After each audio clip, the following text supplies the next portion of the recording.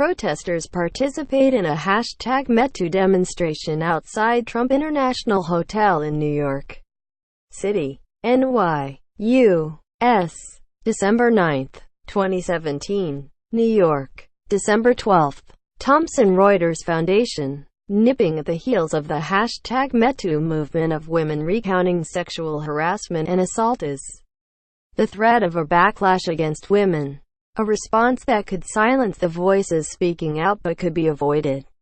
Advocates and experts say the threat of a counterblast was highlighted by Sheryl Sandberg, a Facebook executive and writer on women's issues, who said recently she heard rumblings of a backlash amid the airing of women's claims across the globe. Untold numbers of women, many using the social media #Metoo, have spoken up about being verbally abused, groped, molested and raped in an outpouring that kicked off in October with accusations against Hollywood producer Harvey Weinstein. So many women have come forward with stories of sexual misconduct, naming teachers, bosses and some of the most prominent men in politics, media and entertainment. That Time named the Silence Breakers as the most influential person of the year.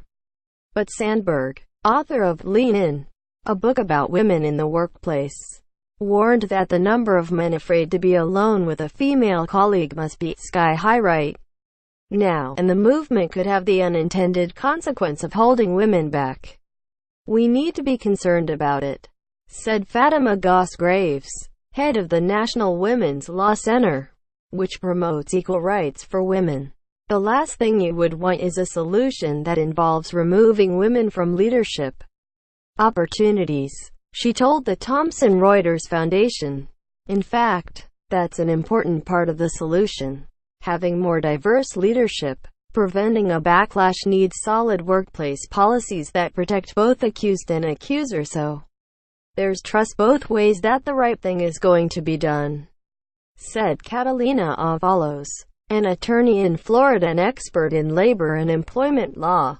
"The consequences that the men are facing today don't necessarily mean that you can preclude women and not have a one-on-one lunch, not have a one-on-one meeting," she said. "We can't allow this fear of accusations to be an excuse for the backlash and an excuse for excluding women." An awakening, but she cautioned that a backlash could take place subconsciously if men in power gravitate toward working with other men rather than women to limit their discomfort or risk. "It's too early to tell now, if ever, that a #Metoo backlash could be real in terms of opportunities or advancement for women. But just the threat wields power," some say. "I think the backlash fear is founded because of the people that are looking for excuses," said Erin Gloria Ryan, senior editor at the Daily Beast who often writes about women's issues.